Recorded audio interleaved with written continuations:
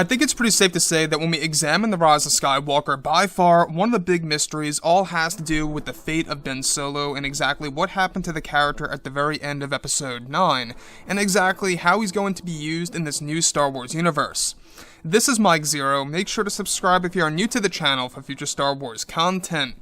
Now, the thing about Disney Star Wars is that as of right now, they have over 10 years worth of actual projects in the works for Disney+. This, of course, is a mixture between live-action and animated material that's going to be used in order to really tell new tales of the galaxy, showing us new eras, a brand new mythology that we have never seen before in the entire galaxy, right? So this really is going to be quite interesting to see exactly how it's all going to unfold. And with the new Disney CEO, Bob Chapek, now, pretty much cleaning up house over at Lucasfilm, promoting many of the creatives, such as Dave Filoni and, of course, Jon Favreau, and bringing in George Lucas to really patch things together, to really make authentic stories. And it's the one reason as to why I'm really excited about the future of Star Wars, is because, well, Kathleen Kennedy is no longer involved on a creative scale for these new Star Wars projects, whether it be movies or TV shows or video games, or even the books and the novels, right? So, with that being said, the thing that really does intrigue me the most is, of course, how Ben Solo will be handled in the future, and yes, he will be returning in the new universe. Now that both Disney and Lucasfilm are finished with The Rise of Skywalker, they are focused on their new Star Wars trilogy of films, as well as their new Star Wars universe. Now, it's noted that currently new Disney CEO Bob Chapek has been making many changes over at Lucasfilm in order to provide a brighter future for the Star Wars brand.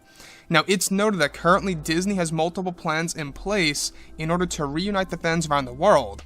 Now, one of the major plans by Bob Chapek is to have George Lucas make key creative choices for the new Star Wars universe, where George Lucas is set to bring back the character of Ben Solo in multiple ways for this new expanded universe that the fans will be introduced to sometime next year in 2021. Now, it's explained that George Lucas has a plan in place to bring back a young version of Ben Solo in The Mandalorian Season 3 that will involve a tease of the House of Solos. Now, the House of Solos is a actual said-to-be destination that George is developing for the third season of The Mandalorian in 2021 that will bring in a kid version of Ben Solo, as well as a near 30-year-old Luke Skywalker at some point in time.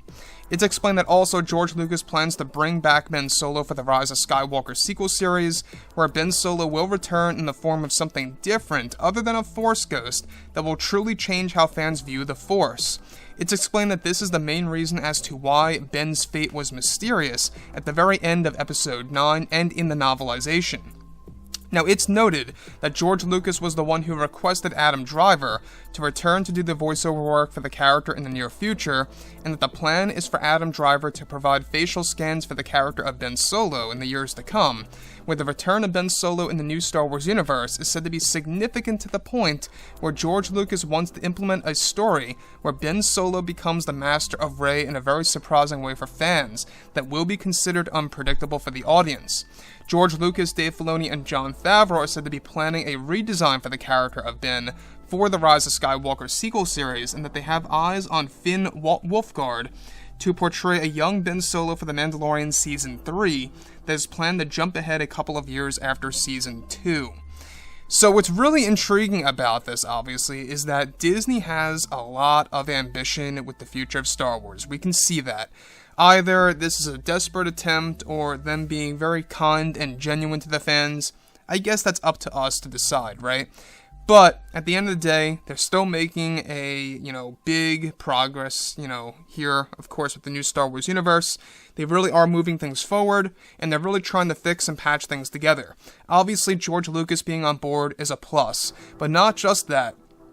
Introducing new projects where Kathleen Kennedy cannot intervene, I think is going to give us more authentic stories. It's going to feel more like Star Wars. It's going to feel more like how it should have felt all along. And like I say, as of right now, Star Wars, at least in my opinion, you guys may disagree, and that's fine, but it really does need fixing. It needs a lot of work to be done in order to make it as successful, or even, if not more successful than the MCU, which is exactly what Bob Chapek wants to do. He wants to really make this series, this franchise, whatever have you, as successful as it can be at its peak. That's what he wants to do.